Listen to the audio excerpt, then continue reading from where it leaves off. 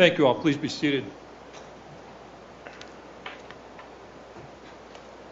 This is the time set for oral argument in our consolidated cases, A Minor Contracting, Inc. versus Safeco Insurance Company of America, CACV 20-0205 and CACV 20-0463 consolidated. Counsel, we have conferenced the case. We've reviewed the record. We're familiar with the arguments. We'd encourage you to keep that in mind as you present your arguments to us. There is much process and procedure in this case. We're familiar with that as well, although happy to be further educated and informed as we go along. Our third panel member today is Presiding Judge Catani. He has come down with not feeling very well, so he will be participating or observing the recording of the argument today, and will be ready, willing, and able, just not today. We will be recording this proceeding. With respect to allocation of time, each side gets 20 minutes. I'm more than happy to hear how you want to allocate that, but each side gets no more than 20 minutes. And if you use less than that, that's just fine by us as well, but we'll see kind of how it comes. Please, proceedings are being recorded, so as you begin your presentation, please announce who you are and who you represent. So with that, Mr. Beck, you may proceed. Thank you, Your Honor. May it please the Court, my name is Andrew Beck. I represent Al Minor Contracting and Alan and Elizabeth Minor with respect to the, I guess what I'll refer to the original case, although the original case is an amalgamation of 5 other cases. With me here at council table is Evan Hiller, who represents Alan and Elizabeth Minor with respect to the appeal of the garnishment action. I will attempt to reserve some of my time for you to hear from him today. Also with us in the courtroom today, we have Mr. Al Minor, who is present as well. Your Honor, as you have probably noted, we have a number of issues that I could discuss with you today in only limited time. So I am happy to begin wherever the court would like, or I can simply launch into my presentation as I had intended. My thought, counsel, would be to defer to you on that. Let me look at my colleague. Yes, if you would. And I'm sort of guessing we'll have some questions along the way. One would hope. Your Honor, what I'd like to start with is the Judge Smith's trial court ruling, his denial of our motion to enter judgment on Judge Ryan's quashing of the UCC1 financing statements filed by Safeco in 2006. Actually in 2005, in June and July of 2005, Safeco caused to be filed 2 UCC1 financing statements with the Arizona Secretary of State that essentially attached virtually everything that Alan and Elizabeth Minor owned, their personal residence, all of their real estate holdings.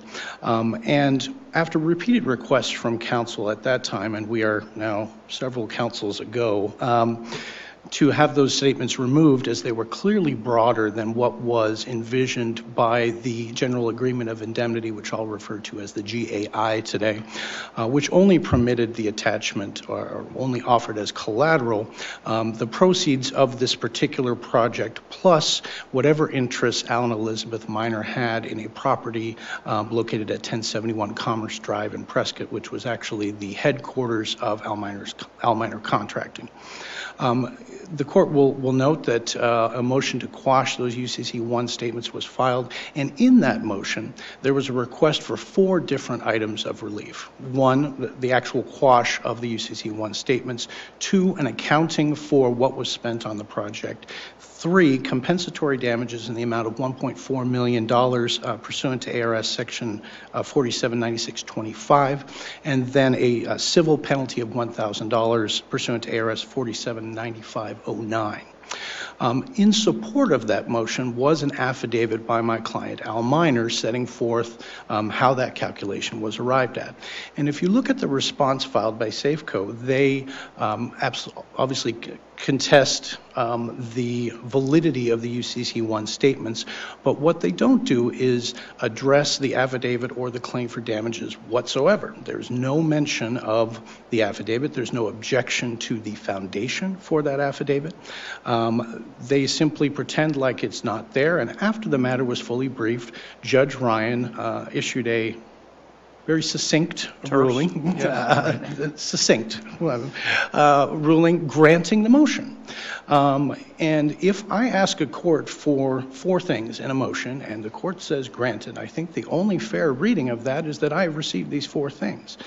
Now, the way that Safeco has interpreted it is that, okay, you got item number 1, but not the other 3. Well, but let me ask you, counsel, if it was just Safeco's argument, that would be one thing, but it was no judgment was entered at that time, correct? Correct. Even though if your view was correct, a 54B judgment might have been entertained at that Certainly point. Could have been. And years go by, that's an observation, not a qualitative assessment, but years go by, new judge, maybe 2 or 3 new judges down, given rotations, says, wait a minute, I don't think that's what this ruling did. What deference are we to owe that assessment by the trial judge saying this should go to the jury, and it's not simply filling in a very large number on a ruling? Understood, and I think I've recognized your discomfort and the same discomfort I have with the terseness of the ruling, but I don't think that simply by the fact that Judge Smith came later than Judge Ryan, that Judge Smith's interpretation is somehow superior to what Judge Ryan did. What Judge Ryan did, albeit without a great deal of analysis, is grant a motion asking for specific items of relief. And I don't think it matters necessarily what a later trial court thinks or what the parties thought that meant. What we look to is, what does the judge's ruling say? And it is crystal clear. The motion is granted, and if the motion asked for 4 things, I think the only fair reading of that is that it was those 4 things. Now, with respect to what Judge Smith did, what Judge Smith did was error for a couple of different reasons. One, he essentially took an item that was not for jury consideration. A UCC1 violation does not have a common law antecedent. It is not something that we would be entitled to a jury finding on. It is a question of law for the judge to decide, and a judge did decide that. So I think that's one item. 2, and your argument to kind of unpack that a little bit is that not only was liability an issue for the judge to decide, but the amount of damages as well, right? Correct. And I would argue that any argument about the damages or the foundation for those damages needed to be made in 2006 before Judge Ryan, and it wasn't. So our position is that argument is waived. Additionally, what this is a fairly classic horizontal appeal, granted 13 years after the fact, where a new judge on the same case has come back and without new facts, without anything changing in the interim, essentially granted a motion for reconsideration 12 or 13 years after the fact. Let me ask you about that a little bit. There was no intervening judgment or appellate decision that divested the trial court of jurisdiction to consider that, because there was no judgment entered, right? Correct. There was no judgment entered, at least on that case. And right.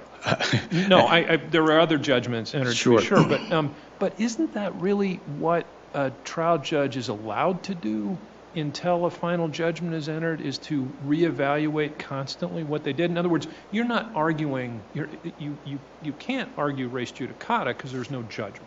Correct. And you're arguing that a prudential or sort of discretionary aspect of horizontal appeal, because horizontal appeal can arise in a variety of different contexts, but this is the least harsh, if you will, the least mandatory aspect of horizontal appeal. It's discouragement, not prohibition.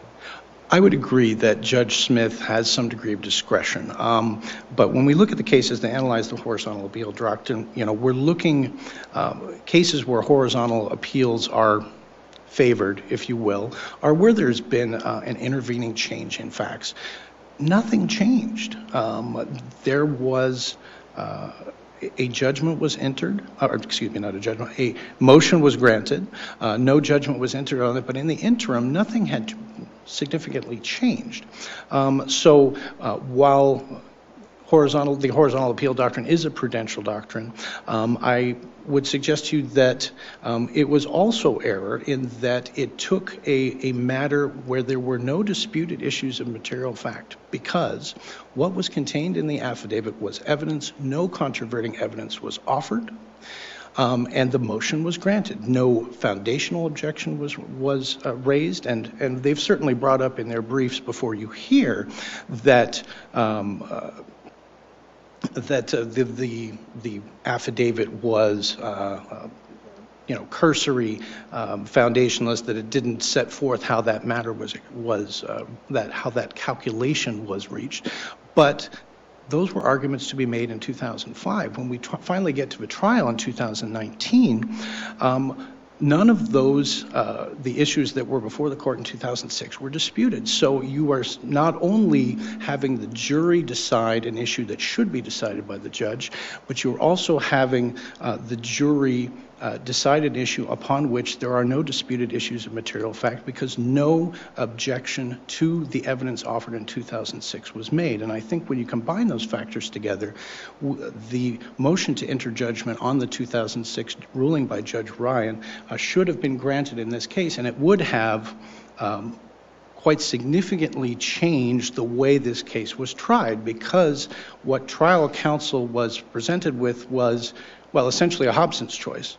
I'm not giving you the benefit of this ruling that another judge made back in 2006, so you're going to need to put all this evidence on before the jury right now. And so the evidence was put on, but that should not be treated as a waiver of the position that judgment should have been entered on the 2006 ruling. Essentially, trial counsel had no other option but to put that evidence on before the jury, even though it was undisputed when it was presented, and even though it's not really a jury question. It's a UCC1 violation, which is a matter for the court to decide.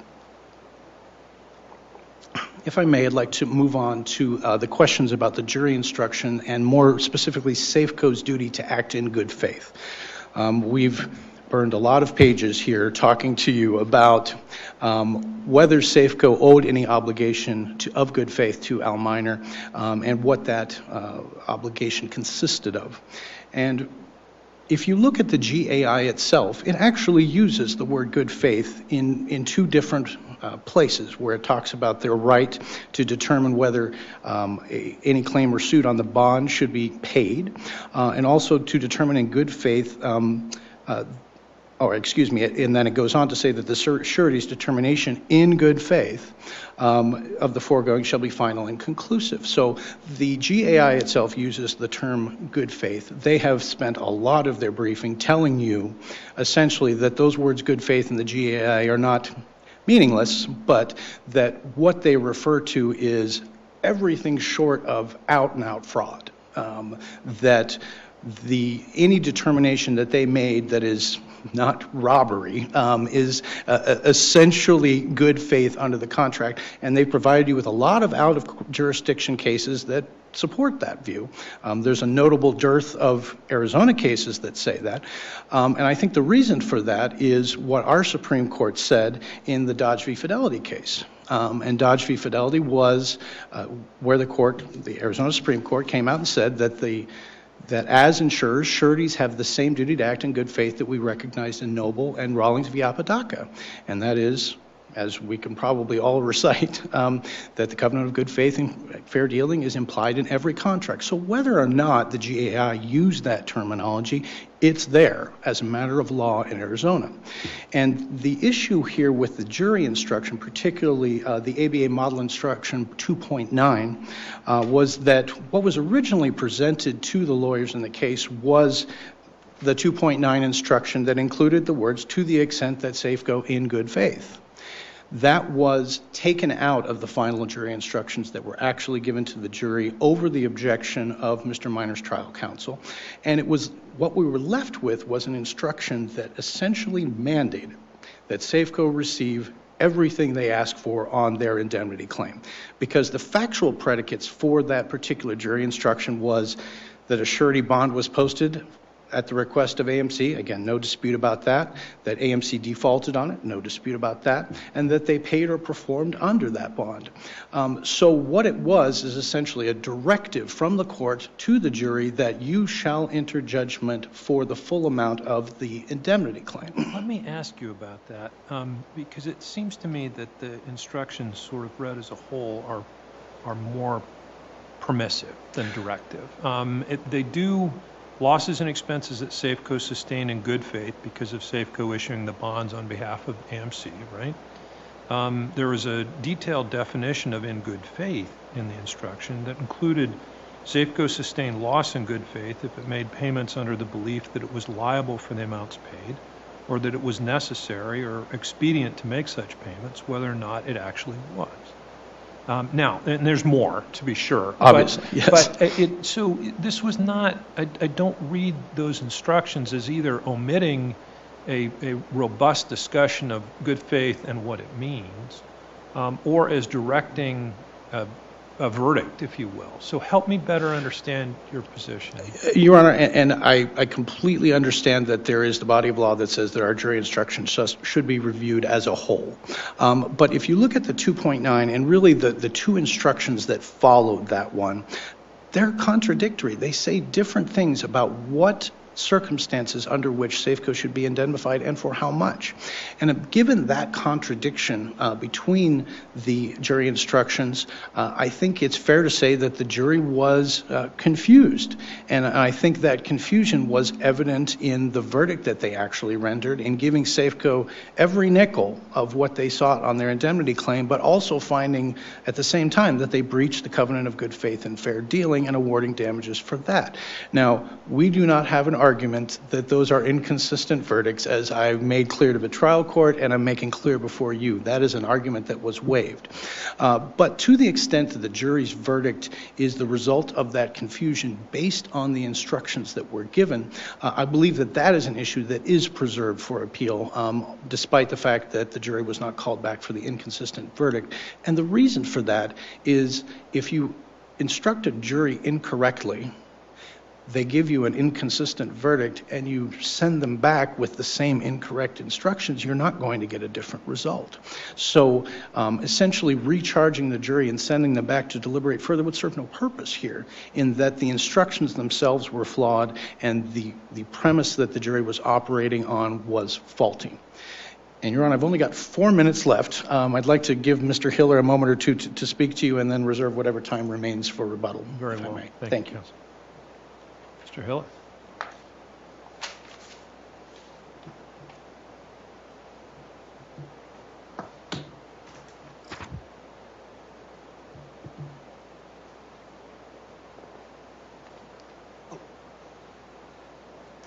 I'm sorry, Your Honor.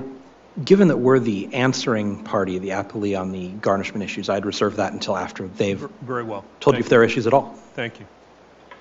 Let me look to counsel here, and I have a sign-in sheet, but I'm not quite as good at reading handwriting as I should be, so forgive me, but if you'd please announce, I'd appreciate it. My apologies, Your Honor. My handwriting's not as good as it used to be anymore either. Good afternoon, Your Honors. May it please the court. My name is Scott Frericks. I'm with the law firm of Jennings, Strauss & Salmon, representing Safeco Insurance Company of America. With me today is my partner, Patrick Welch. Thank you. Please proceed. Thank you, Judge. It's after 15 plus years of litigation, a 3-week jury trial, a year plus of post-trial motions, and now spawning related litigation that's led to a consolidated appeal. A 20-minute oral argument is almost anticlimactic. But clearly the court has questions, the court has good questions, and we need to answer those for the court.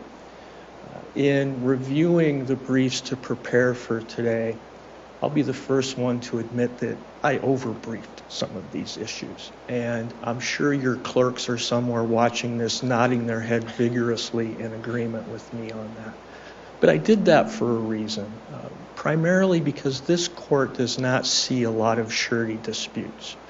There's frankly not a lot of surety litigation in Arizona, and even fewer that find their way to the appellate level. In order to put in context what we believe are the errors in Miner's position, we felt it important to explain the overall context of how surety works and how surety law applies, from the claim process to the indemnity end, where the surety attempts to recover its losses. As the court likely knows, not only do sureties have general indemnity agreements, but just the surety common law is common law indemnity, which spawned these express agreements because sureties wanted to expand their rights. And while the analogy isn't perfect, a surety is very much like a cosigner on a loan. The surety is extending credit to its bond principal, in this case, the contractor. And when the surety slash cosigner is called upon to perform, it then looks to the borrower, the contractor bond principal, for repayment. And what we have here is a situation where the borrower, A Miner Contracting, this court and the Arizona Supreme Court have determined breached the contract with the district.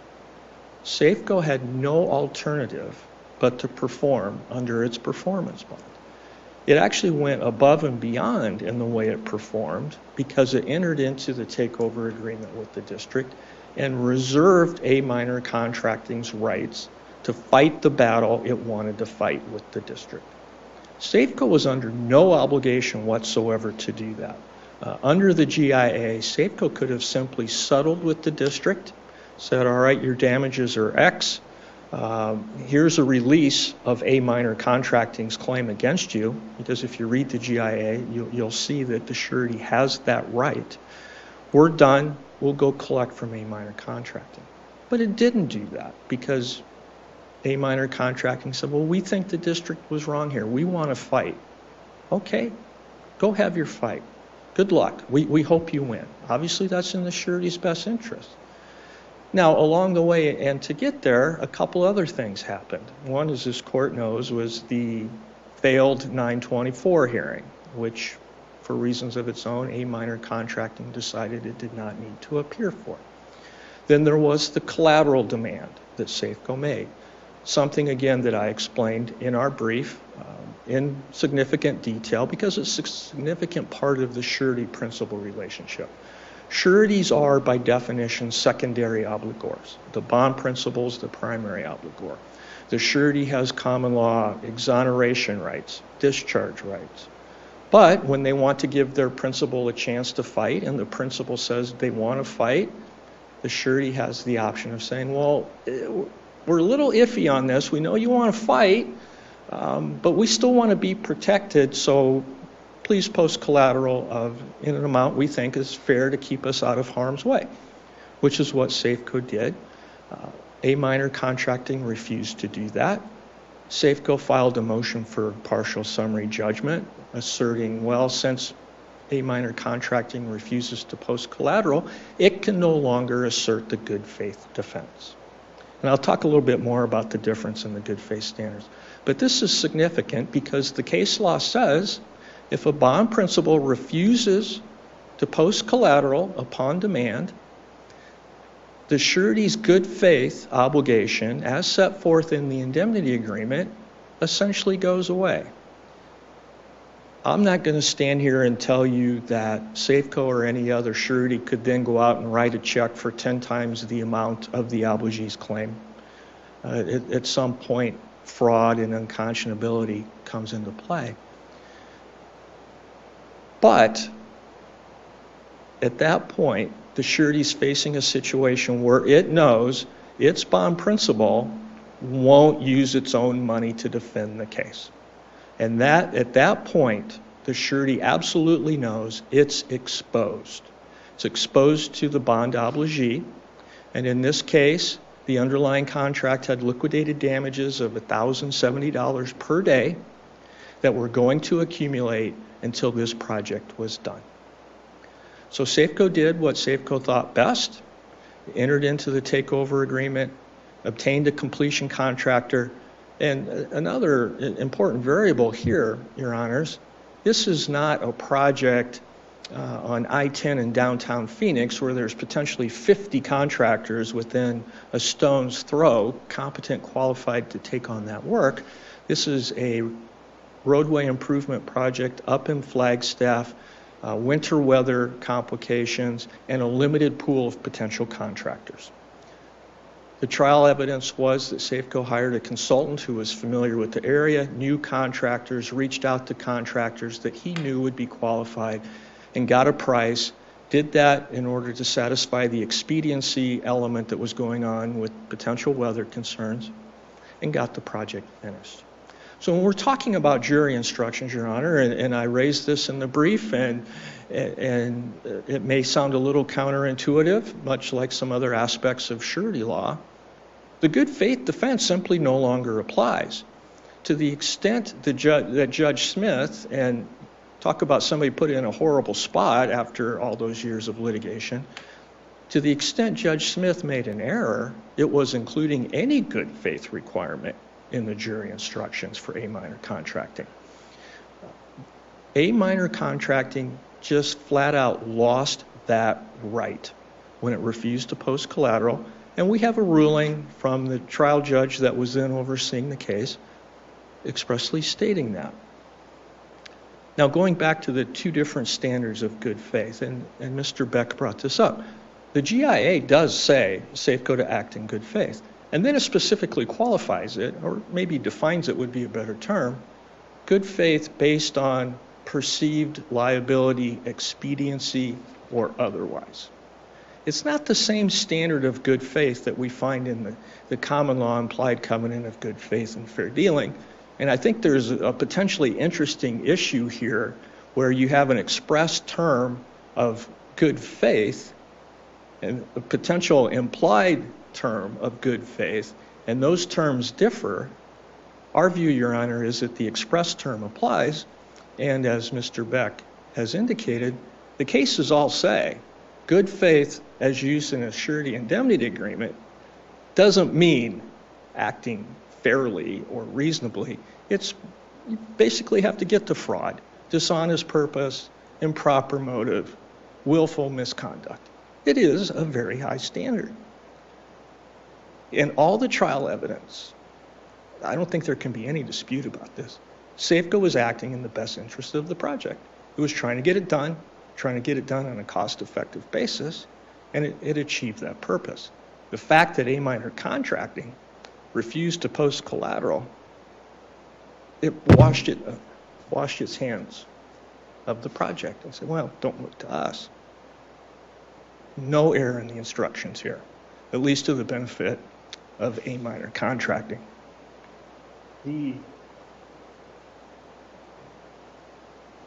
Something else I wanted to point out. The Dodge case isn't an indemnity case. There's an older Arizona Supreme Court opinion cited in our brief that references good faith and indemnity.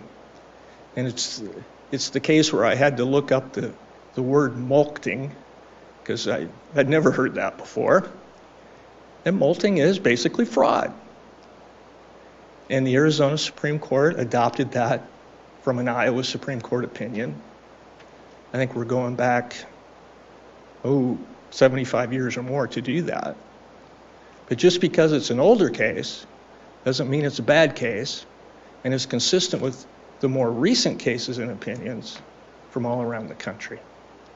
So bad faith, or lack of good faith is the way I should say it, isn't based on this common law implied covenant standard. It's based on the higher fraud, ill will, improper motive, spite, etc.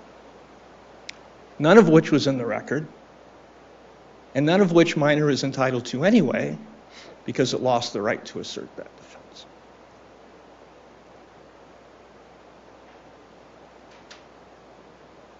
Going to the UCC 1 and the motion to quash. Calling the affidavit terse or brief or minimal is an embellishment at best. In my view, Your Honor, that affidavit has zero evidentiary value. I think it's the Great Western case from this court that talked about the minimum standards of an affidavit. We cite that in our briefs.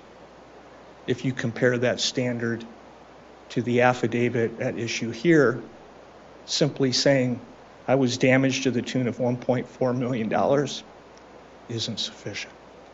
Was that point raised in the original briefing on the motion to strike the UCC1? You mean back in 2000? Way back when, yes. No, Your Honor, it was not. And wouldn't that have been the time to raise it? Well, I guess hindsight's 20/20, but I think a little. And we live in a world of hindsight as an appellate court. No, So of course, Judge. I think a little context helps put that in perspective. At the time that motion was filed, there were no expert reports, no disclosures, no discovery. It was early in a case that has now gone on for a long Right. time. We're within, a year and a half, I think, and again, for more context, I know the court's aware of this. At one point, there were 5 different lawsuits in 5 different courts involving all of these issues. And really what happened with the UCC1 ruling kind of exemplifies confusion, for lack of a better word, but the matter had been reassigned to, I believe, Judge Cooper. Judge Ryan issues the ruling while we're in court with Judge Cooper, who's ready to set an evidentiary hearing. So they're passing in the night. But the other context that I think is important here, Judge, as you noted, there was no motion or request for 54B judgment. There was, at some point later, Minor itself requested an evidentiary hearing to establish damages, which we joined in, we agreed, and at that point, we were under a discovery stay because the entire case was more or less on hold for settlement negotiations. And did that request just kind of disappear into the night? I tried to tack that down. Judge, your guess is as good as mine on that. A Minor Contracting requested it. We agreed. We wanted to do it. We did ask the trial court, we'd like to do some discovery. Discovery stayed, so once it's over, we'd like to do that, and so set the hearing in the future. So I guess it's tempting to say Safeco should have done something more, but Minor sat on this for I don't know how many years, requested the evidentiary hearing, got lost, fell through the cracks, and then nothing more came of it until we're standing at a bench conference in front of Judge Smith, and he's on the spot saying, basically, brief this. Really what happened was Judge Smith said, I'm inclined to deny this. A Minor Contracting, if you think I'm wrong, file something. They didn't file anything. And so it just went forward from there. But the other key aspect of this, what would the procedural posture be if Judge Smith had ruled the opposite? I'll go back to what I said in the briefs. If Safeco had not even answered, and a default judgment or motion for default judgment was pending, the court would have never entered judgment based on an affidavit that says $1.4 million. There was no context for that. Gross profit, net profit, profit after administrative expenses. And what we learned, in hindsight later, it's just not accurate. Because once the financial information was disclosed, it not even close to supporting the conclusion. And I don't want to go down too far on this road, but that's when we start getting into the fraud on the court issue. An affidavit accepted $1.4 million in damages, financial information comes out, shows it's not true. So I think we would still be here, and then the court would be looking at the evidentiary value of the affidavit, potential fraud on the court, and the issues that go along with that.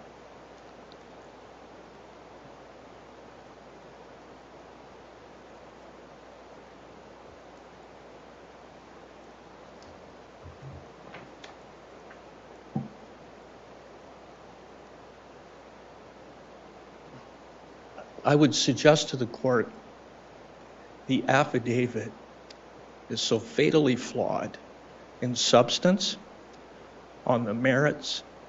There's no causation component to it. Keep in mind, Your Honors, at this time that the affidavit was filed, submitted, A Minor Contracting was still suing the district for those exact same damages. It was suing Entellus for those exact same damages. So there's clearly a causation issue here. Who really caused this?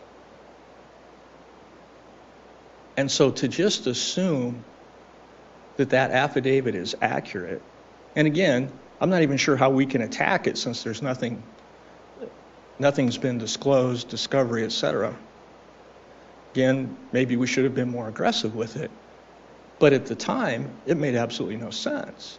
And again, no evidentiary value to that. One thing I do want to talk about, and I can see I'm running out of time, is on our cross appeal. And that's the notion that the judge, even assuming A Minor Contracting is entitled to damages of $1,060,000, that can't stand. At least in the sense that it would offset Safeco's judgment.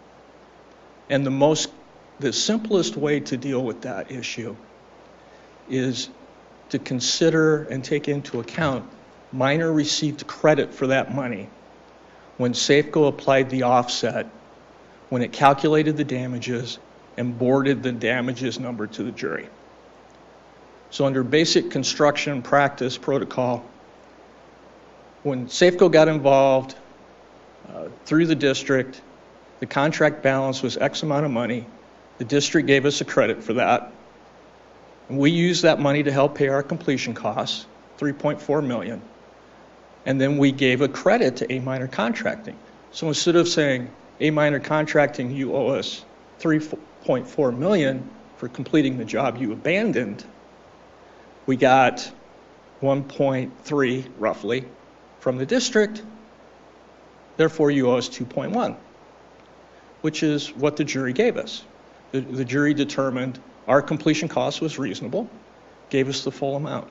If A Minor Contracting is entitled to that $1 million back, then we're not made whole, and it's double dipping. We are dealing with general verdicts, correct? Yes. Okay. And that restrains somewhat our ability to speculate or divine what the jury did and what it awarded. Would you agree? To some extent, yes, Your Honor. At trial, we requested special verdict forms for the lost profit claim compared to the work performed claim. And A Minor Contracting objected to that.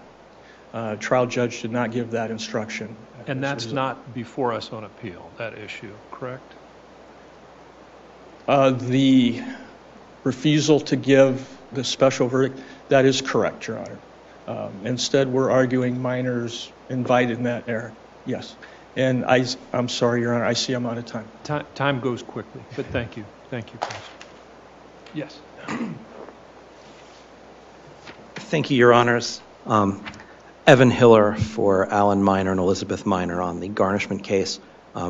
Nothing having been said on the garnishment case, I will be very brief. The original judgment tracks... Counsel, let me do this. We're going to add about another 30 seconds. There was a little misconnect on my side as to whether you were going to go first or second, or first or last, and that should not be held against you. Thank you, Your Honor. I appreciate that. Well, it's 30 seconds. So don't... I'll try to make it count. Very well. Right. So the original judgment tracks the language of the GAI. in limiting the liability of Ms. Minor. The idea that somehow that contract is without the power to do what it clearly says it will do because Arizona's community property statutes say both spouses have to sign it, which is what happened, is contrary to pretty much the entire body of contract law. If you put it into the contract and everybody signs it, you're going to try and give it some sort of effect. The court did so. That controls the garnishment case. And there really is no error that needs to be discussed in that case. It was not a meritorious novel argument that somehow the community property statute precludes normal contracting. It was not a meritorious novel argument that somehow community property isn't, and you can treat it as being divided in order to take from a couple. And so I think that the award of attorney's fees for the garnishment proceeding is also fairly clear-cut. So with those things said, I will give the remainder of the time to Mr. Beck in case he has something he'd like to say on the merits. Very well. Thank you.